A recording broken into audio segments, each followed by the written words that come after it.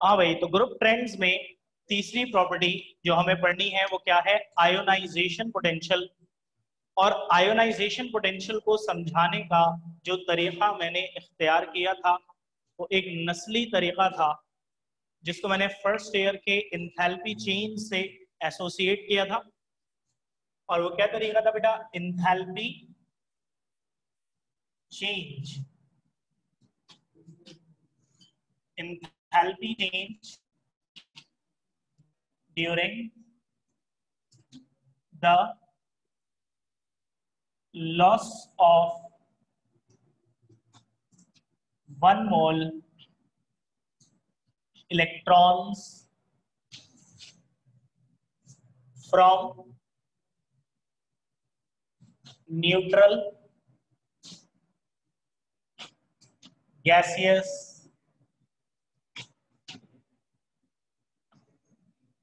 atom। ठीक है बेटा, इसको डिफाइन करने का एक बेहतरीन तरीका, एक नस्ली तरीका जो आपको बताया था वो क्या था? Enthalpy change during the loss of 1 mole electrons from neutral gaseous atoms. बेटा, जब न्यूट्रल गैसियस एटम्स 1 मोल इलेक्ट्रॉन्स लूज करते हैं तो इस दौरान जो इंथैल्पी चेंज होता है, यानी जो एनर्जी गेन होती है, उसे क्या कहा जाता है? Ionization potential. ठीक है भाई, enthalpy change during the loss of 1 mole electrons from neutral gaseous atoms. जैसे बेटा सोडियम, अगर मैं इक्वेशन में लिखूं Na, ये ऊपर मैंने लिखा है 281, ये क्या है? इसकी कॉन्फ़िगरेशन। ठीक है बेटा, पहले शेल में 2, दूसरे शेल में 8 और तीसरे शेल में 1 इलेक्ट्रॉन, ये क्या है? इसकी कॉन्फ़िगरेशन। तो जब मैं इक्वेशन में लिखूंगा तो इसका जो कोफिशिएंट है, अगर कुछ नहीं लिखा तो क्या होगा? 1। और बेटा आप जानते हैं कि ये कोफिशिएंट किस चीज को रिप्रेजेंट करता है? मोल्स को। तो बेटा अगर मैंने कुछ नहीं लिखा तो 1 Na का मतलब है 1 मोल सोडियम। 1 मोल सोडियम के एटम्स जो कि कितने होते हैं? 6.02 एक्सपोनेंट 23। और बेटे आप ये जानते हो कि ये 1 मोल सोडियम एटम्स है, अगर इसके आखिरी शेल के इलेक्ट्रॉन में निकालूं तो क्या बन जाएगा? Na पॉजिटिव 28 और 1 मोल इलेक्ट्रॉन्स क्या हो गए? रिलीज। तो यहां मैंने क्या किया है? यहां मैंने इन न्यूट्रल गैसियस एटम्स में से 1 मोल इलेक्ट्रॉन्स रिमूव किए हैं, और इस प्रोसेस का जो इंथैल्पी चेंज है delta H plus 495 kilo joules. बेटा प्लस साइन किस चीज को शो करता है? फर्स्ट ईयर में आपने पढ़ा था कि एनर्जी हीट क्या हुई है? एब्जॉर्ब हुई है ना भाई। डेल्टा H का प्लस साइन किस चीज को शो करता है? कि हीट क्या हुई है? एब्जॉर्ब हुई है। तो बेटे 1 मोल न्यूट्रल गैसियस एटम्स में से 1 मोल इलेक्ट्रॉन्स हमने रिमूव किए हैं, और इस प्रोसेस का ये इंथैल्पी चेंज आया है। और बेटा ये इंथैल्पी चेंज क्या कहलाएगा? Ionization potential. ठीक है बेटा, तो जब हम न्यूट्रल गैसियस एटम्स में से 1 मोल इलेक्ट्रॉन्स निकालते हैं तो इस प्रोसेस में जितना इंथैल्पी चेंज होता है उस इंथैल्पी चेंज को क्या कहा जाता है? Ionization potential. और इंथैल्पी चेंज किसे कहते हैं बेटा? अमाउंट ऑफ हीट इवॉल्व और एब्जॉर्ब को। ठीक है बेटा, हीट का वो अमाउंट जो इवॉल्व या एब्जॉर्ब हो रहा है उसे क्या कहा जाता है? Enthalpy change. ठीक है भाई, ये बात सबको समझ में आ गई है?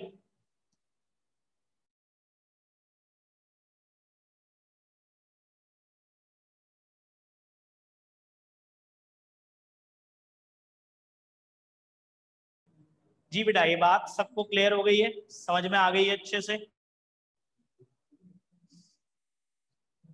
अब देखो, ये 3 फैक्टर्स पर डिपेंड करता है। फर्स्ट ईयर में भी आपने इसको एज इट इज पढ़ा था। ठीक है बेटा, ये 3 फैक्टर्स पे डिपेंड करता है। पहला और सबसे अहम फैक्टर है nuclear attraction on last shell. What do you mean by nuclear attraction on last shell? आखिरी शेल के इलेक्ट्रॉन्स पर न्यूक्लियस की अट्रैक्शन। ठीक है बेटा, आखिरी शेल पर या आखिरी शेल के इलेक्ट्रॉन्स पर न्यूक्लियस की अट्रैक्शन। बेटा आपको क्या लगता है, क्योंकि इलेक्ट्रॉन आखिरी शेल से निकलेंगे, तो आपको क्या लगता है कि अगर आखिरी शेल पर न्यूक्लियर अट्रैक्शन स्ट्रांग होगी तो इलेक्ट्रॉन आसानी से निकलेंगे या मुश्किल से निकलेंगे? मुझे बताओ, अगर आखिरी शेल पर न्यूक्लियर अट्रैक्शन स्ट्रांग होगी तो इलेक्ट्रॉन आसानी से निकलेंगे या मुश्किल से निकलेंगे? मुश्किल से निकलेंगे। और अगर इलेक्ट्रॉन मुश्किल से निकलेंगे तो मुश्किल से निकलने का मतलब है ज्यादा एनर्जी देनी पड़ेगी। उस एंथैल्पी चेंज को, उस एनर्जी को क्या कहते हैं? Ionization potential. तो बेटे अगर आखिरी शेल पर, आखिरी शेल के इलेक्ट्रॉन्स पर न्यूक्लियर अट्रैक्शन ज्यादा होगी तो इलेक्ट्रॉन निकालना मुश्किल होगा, यानी कि ज्यादा एनर्जी देनी पड़ेगी, जिस एनर्जी को क्या कहा जाता है? Ionization potential. तो आयोनाइजेशन पोटेंशियल होगी ज्यादा। बेटा दूसरा फैक्टर है एटॉमिक साइज। एटॉमिक साइज क्या होता है? ऑब्वियसली एटम का साइज। बेटे क्या लगता है, एटम बड़ा होगा तो आसानी से निकलेगा इलेक्ट्रॉन या मुश्किल से? ऐसे ही एटम छोटा होगा तो आसानी से निकलेगा या मुश्किल से? बताएं भाई। है भाई हसन? हसन कह रहे हैं जितना बड़ा होगा उतनी आसानी से निकलेगा। क्यों?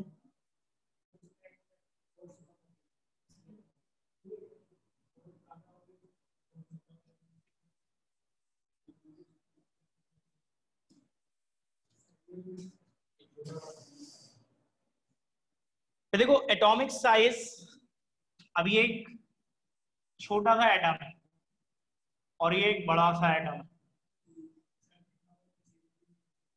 ऑब्वियसली कॉमन सेंस इस्तेमाल फरमाएं। देखो एक छोटा एटम जो होगा ना,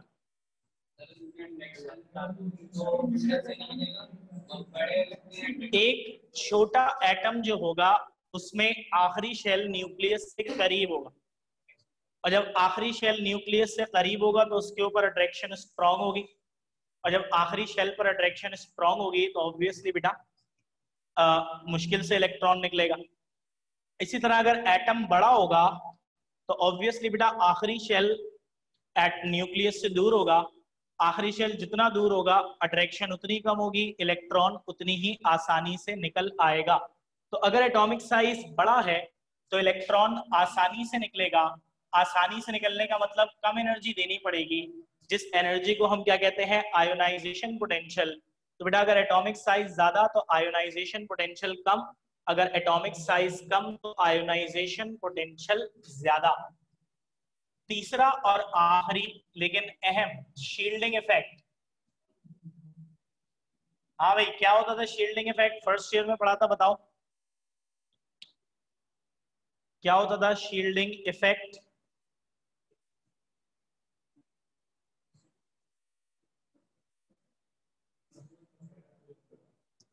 हाँ भाई शील्डिंग इफेक्ट क्या था?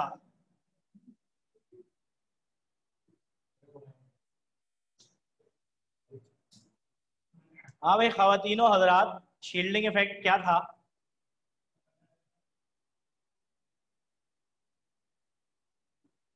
लोग इनकार कर रहे हैं कि आपने फर्स्ट ईयर में ऐसा कुछ नहीं बताया है। अच्छा, और अगर मैंने बताया हुआ तो? हसन इसी वक्त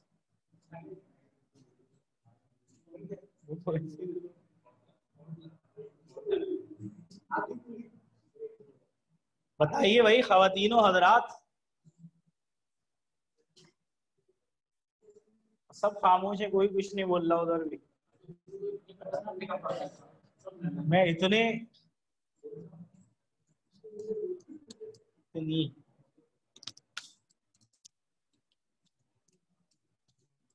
बेटा बता दो।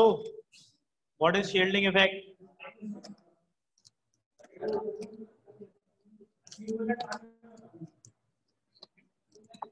अजीम कह रहे हैं मैं बताऊंगा और कोई नहीं बताएगा।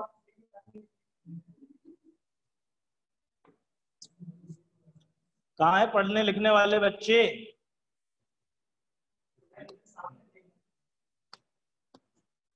हमजा की बात कर रहे हो?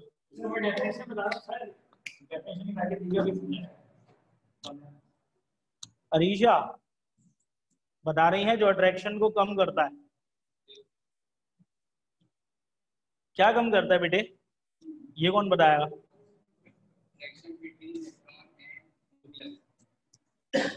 छोड़ो दे बेटा। अच्छा भाई, एटम के न्यूक्लियस, इधर देख लो सारे। एटम के न्यूक्लियस और वैलेंस शेल के बीच में जो शेल्स होते हैं उन्हें इनर शेल्स कहा जाता है। अगर अब भी किसी को याद नहीं हो रहा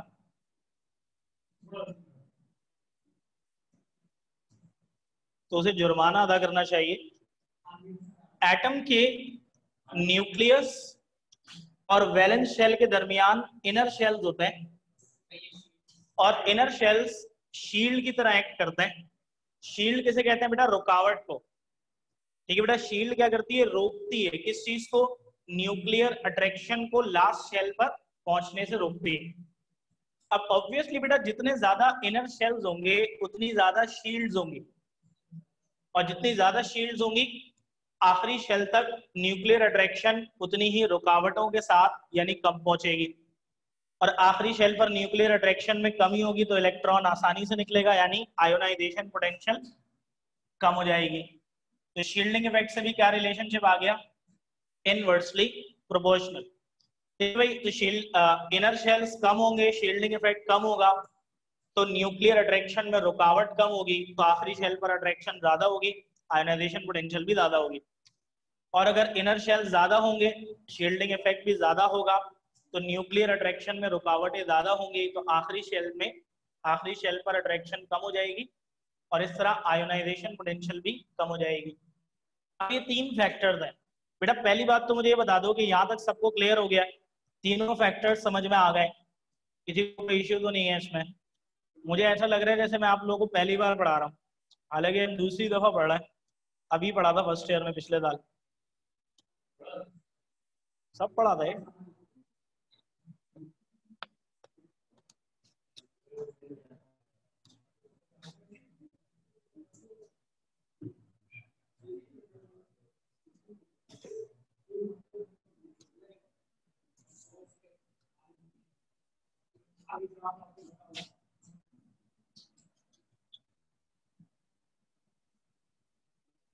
हाँ भाई,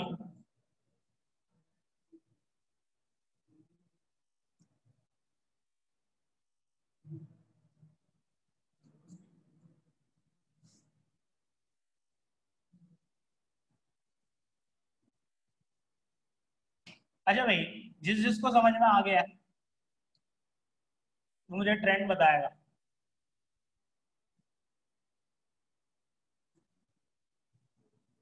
ट्रेंड मतलब ग्रुप में ऊपर से नीचे जाते हुए आयोनाइजेशन पोटेंशियल बढ़ेगी या कम होगी?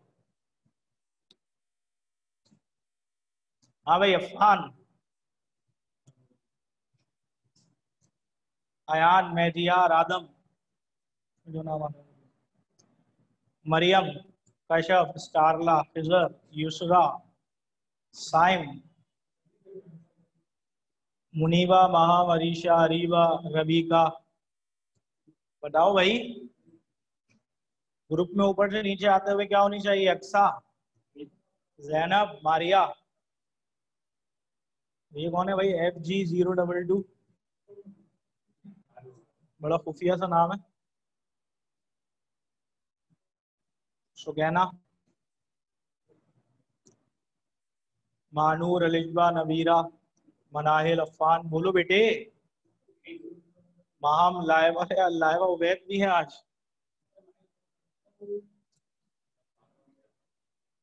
आमना, नेहाल, अरीबा।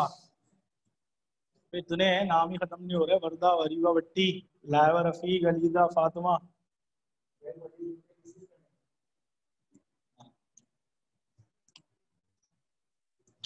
मारिया कह रही है ionization potential decreases down the group, Aksha भी यही कह रही है। हरीवा भट्टी कह रही है इंक्रीज।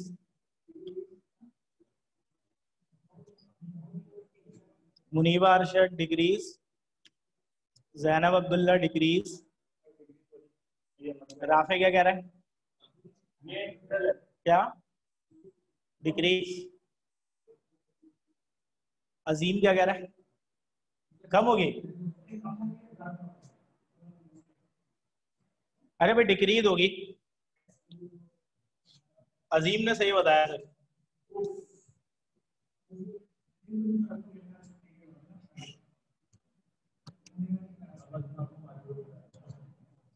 तो बेटा ionisation potential decreases down the group. अब इसकी वजह क्या है? देखो मैंने आपको बताया था कि ग्रुप में जो भी चेंजेस होती हैं उसकी वजह क्या है कि ग्रुप में ऊपर से नीचे आते हुए शेल्स बढ़ते हैं। जैसे भाई लिथियम के एटम में 2 शेल्स हैं, सोडियम के एटम में 3 शेल्स हैं, पोटेशियम के एटम हैं।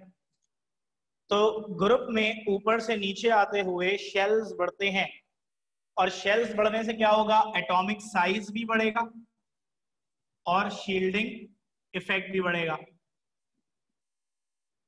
ठीक है बेटा, एटॉमिक साइज बढ़ेगा और शील्डिंग इफेक्ट बढ़ेगा और इन दोनों के बढ़ने की वजह से आखिरी शेल पर न्यूक्लियर अट्रैक्शन कम होगी जिसकी वजह से आयोनाइजेशन पोटेंशियल भी कम होगी। तो ग्रुप 1A में सबसे ज्यादा आयोनाइजेशन पोटेंशियल लिथियम की और सबसे कम किसकी होगी? सीजियम। और ग्रुप 2A में सबसे ज्यादा किसकी होगी? बेरिलियम। और सबसे कम किसकी होगी? बेरियम। दूसरी चीज क्या होती है बेटा? कंपैरिजन, कि बेटा ग्रुप 1A और 2A में से किसकी ज्यादा होगी किसकी कम होगी? बताएं भाई, ग्रेटर देन का साइन लगाऊं या लेस देन का साइन लगाऊं?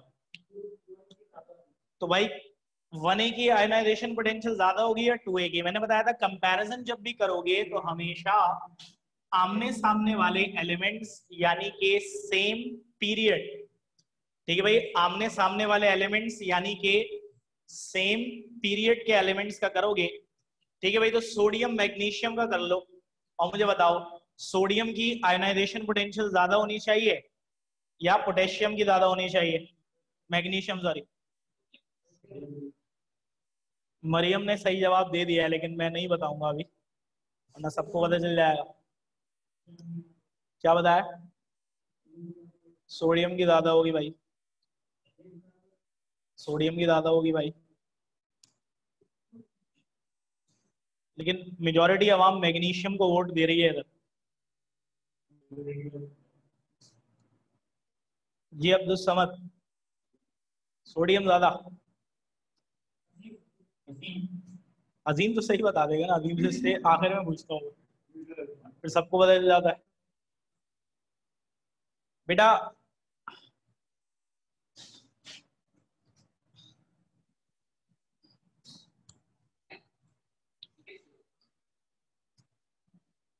हाँ भाई, ग्रुप 2A की आयोनाइजेशन पोटेंशियल 1A से ज्यादा होगी और इसकी वजह है greater nuclear charge of 2A। बेटे मैंने आपको हमेशा एक बात बोली है कि ग्रुप में ऊपर से नीचे आते हुए जो भी चेंज है वो शेल्स बढ़ने की वजह से हो रही है। तो आप किसी भी प्रॉपर्टी को जब देखो ना तो शेल्स बढ़ने से उसमें क्या चेंज आना चाहिए इस तरह देख लो, तो आपको पता चल जाएगा कि ग्रुप में इंक्रीज हो रहा है डिक्रीज। बेटा पीरियड में लेफ्ट टू राइट मैंने आपको हमेशा कहा है कि सारी चेंजेस की एक ही वजह होती है और वो क्या है कि लेफ्ट टू राइट जाते हुए न्यूक्लियर चार्ज बढ़ता है। ठीक है भाई, अब देखो एक पीरियड के एलिमेंट्स में शेल सेम होते हैं, जैसे तीसरा पीरियड है ना, तो सोडियम के एटम में भी 3 शेल है, मैग्नीशियम के एटम में भी 3 शेल है, लेकिन सोडियम के एटम के 3 शेल्स को कितने प्रोटॉन अट्रैक्ट कर रहे हैं? 11। और मैग्नीशियम के एटम के 3 शेल्स को कितने प्रोटॉन अट्रैक्ट कर रहे हैं? 12। तो ऑब्वियसली 12 प्रोटॉन्स की अट्रैक्शन ज्यादा होगी ना, तो इसलिए मैग्नीशियम में शेल्स पे अट्रैक्शन होगी ज्यादा। जब सारे शेल्स पर ज्यादा होगी तो आखिरी शेल पर भी ज्यादा होगी, और आखिरी शेल पर ज्यादा तो आयोनाइजेशन पोटेंशियल भी ज्यादा।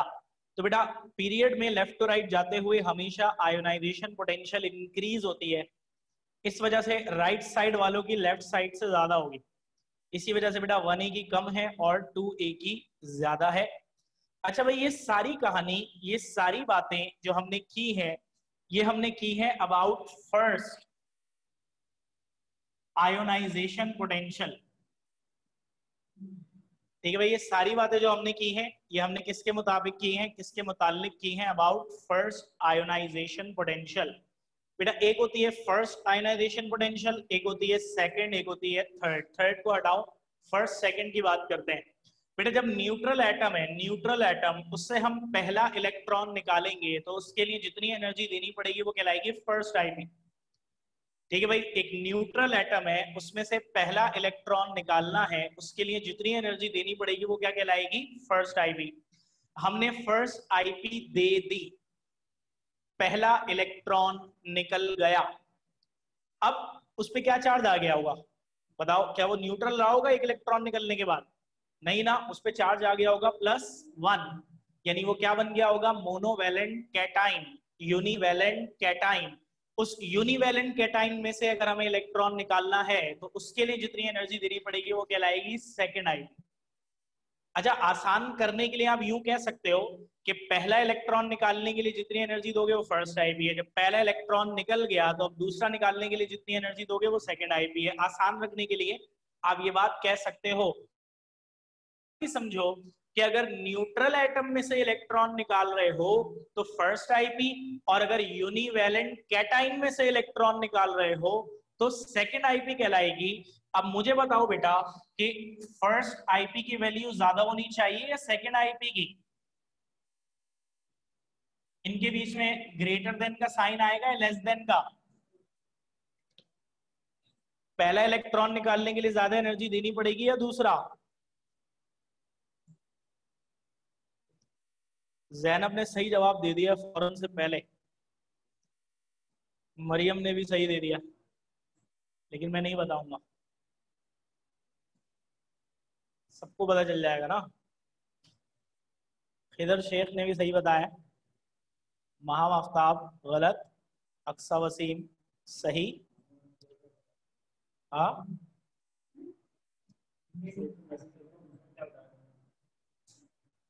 हमने मैसेज अलाउ नहीं किए हुए जूम पर।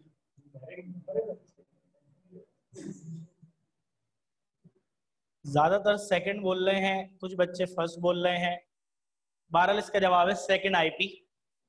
रिमेंबर बेटा, सेकंड आईपी। ये रीजन आता है नोट्स में, ये रीजन जो है बेटा पूरा आंसर के साथ लिखा हुआ है, क्वेश्चन भी है और आंसर भी लिखा हुआ है कि why second IP is greater than first IP. ठीक है बेटा, मैंने पहले सवाल इसलिए नहीं बताया क्योंकि आपको ये पता चल जाता कि सेकंड आईपी ज्यादा होती है, क्योंकि सवाल ये है कि why second IP is greater than first IP. ठीक है, पहले मैंने आपसे ये पूछा कि बताओ सेकंड आईपी ज्यादा होनी चाहिए फर्स्ट आईपी, तो आपने जवाब दिया, ज्यादातर बच्चों ने सेकंड आईपी ही कहा था, बहरहाल फर्स्ट आईपी कम बच्चों ने कहा था। अब रीजन क्या है इसका, सेकंड आईपी क्यों ज्यादा होती है? बेटा देखो, ये सोडियम का एटम है, ठीक है, 3 शेल बने हुए हैं ना, तो ये सोडियम का एटम बना लो इसको। पहले शेल में मैंने बताया था 2 इलेक्ट्रॉन होते हैं, दूसरे 8 शेल में 8 होते हैं, और तीसरे शेल में एक सिंगल इलेक्ट्रॉन होता है। अब ये न्यूट्रल एटम है, मैंने क्या बताया था, न्यूट्रल एटम में से इलेक्ट्रॉन निकालने के लिए जो एनर्जी दोगे वो क्या होती है, फर्स्ट आईपी। तो भाई मैंने फर्स्ट आईपी दी और ये वाला इलेक्ट्रॉन निकाल दिया। अब आखिरी शेल में एक ही इलेक्ट्रॉन था ना, जब मैंने फर्स्ट आईपी देकर ये वाला इलेक्ट्रॉन निकाल दिया तो एक शेल खत्म हो गया। अब अगर दूसरा इलेक्ट्रॉन निकालना चाहूंगा तो वो कहां से निकलेगा?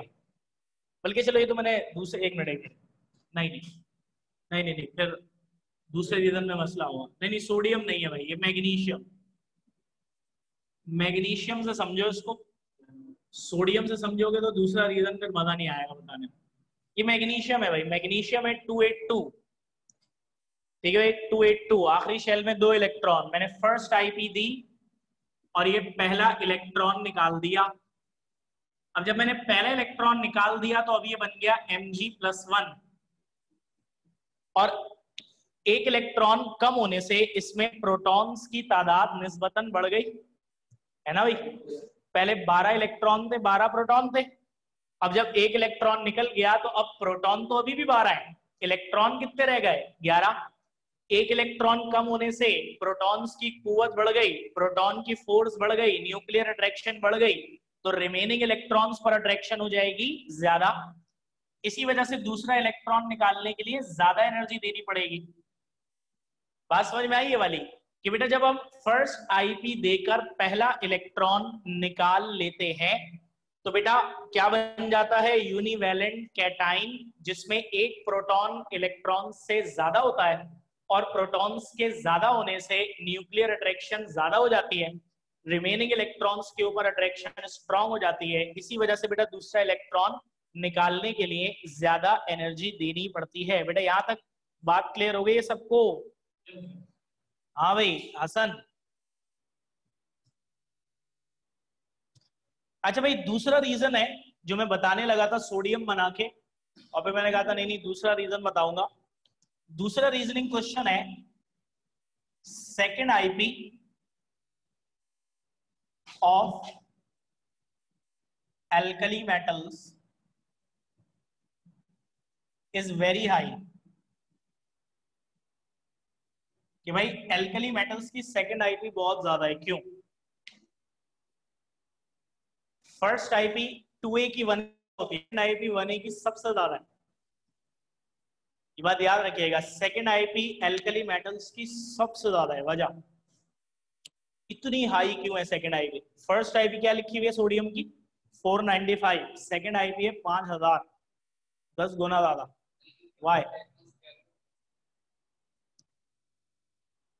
बेटा मैंने गलती से बता भी दिया था पिछले पहले, थोड़ी सी अगर अगल इस्तेमाल फरमाएं तो आप इस रीजन का जवाब दे सकते हैं।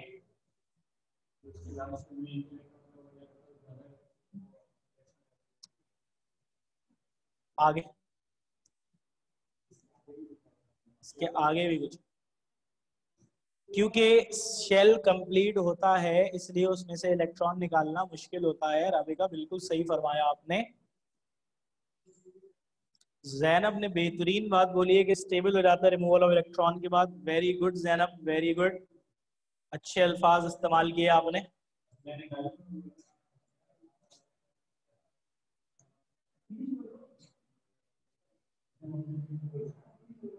बेटा देखो अभी हमने सोडियम बताया था आपको कि सोडियम के आखिरी शेल में सिर्फ एक इलेक्ट्रॉन है,